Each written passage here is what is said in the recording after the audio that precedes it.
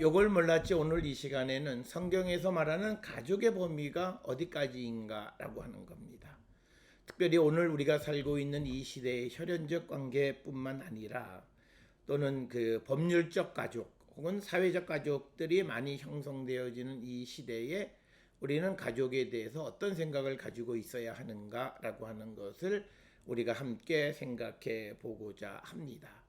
특별히 우리가 민법 제779조에 의하면 가족의 범위를 배우자, 직계 혈족 및 형제 자매 이렇게 되어 있고, 또 하나는 생계를 같이 하고 있는 직계 혈족의 배우자, 배우자의 직계 혈족 및 배우자의 형제 자매, 이 두 부류를 크게 가족으로 이야기하고 있습니다.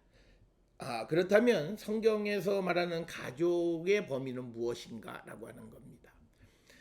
특별히 우리가 잘 아는 레위기 21장 2절 3절에 보면 그의 살부치인 그의 어머니나 그의 아버지, 그의 아들이나 그의 딸이나 그의 형제나 출가하지 아니한 처녀인 그의 자매로 말미암아서는 쭉 기록이 되어 있습니다. 물론 여기에서 이 규정은 다른 내용을 언급하는 것이지만 여기서 살붙이다라고 하는 표현입니다. 이 살붙이라고 하는 것이 오늘 우리말로는 그 가족이다라는 개념으로 오늘 주시는 레위기 21장 2절 3절에 의하면 가족은 나를 중심으로 위로 한대 아래로 한대 그리고 옆에 있는 형제 자매를 가족으로 이해하고 있다라고 하는 거죠.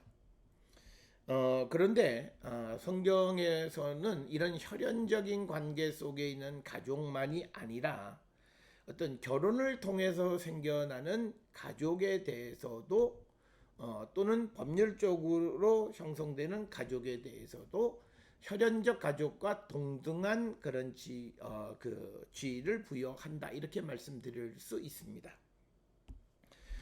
우리가 근친상간을 금하는 레위기 18장의 기록 가운데에서 근친상간의 결혼을 금하는 것 중에서 레위기 18장 9절에 보면 너는 내 자매 곧 내 아버지의 딸이나 내 어머니의 딸, 아버지의 딸은 이것은 친누이, 그런데 어머니의 딸은 이복 누이를 얘기하는 거죠. 우리가 흔히 말하는 배다른 형제다라고 하는 겁니다.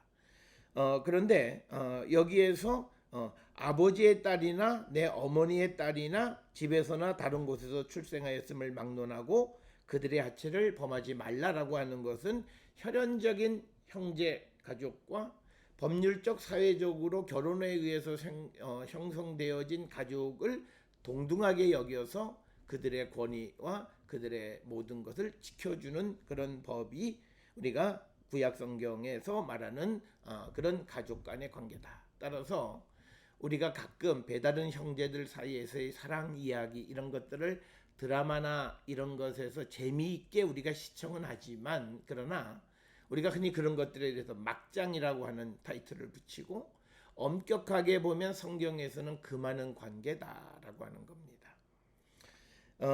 특별히 이런 이 혈연적 가족과 법률적 가족을 동등하게 여기는 개념은 신약 성경에서도 등장합니다.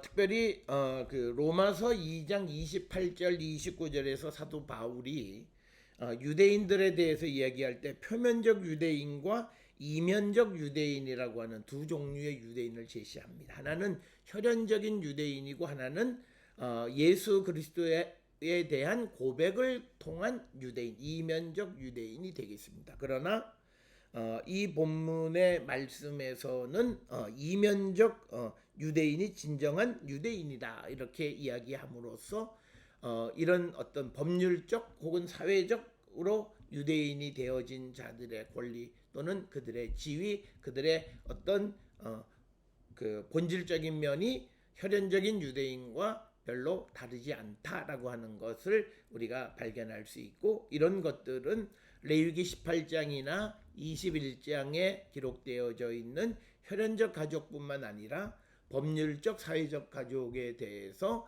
동등한 지위를 부여하는 것에서부터 기인한 것이다라고 하는 것을 우리가 인식하셔야 되겠고, 오늘 우리가 살고 있는 이 시대에 노령화된 사회 속에서 우리가 이제 재혼 가족이 많이 급증하고 있고, 또 우리가 노년의 재혼 가족들이 등장하면서 가족에 대한 어떤 그 개념 자체가 혼란스러워하는 분들이 있는데, 그것은 성경을 통해서는 오히려 명쾌하게 그 대답을 제시해주고 있다.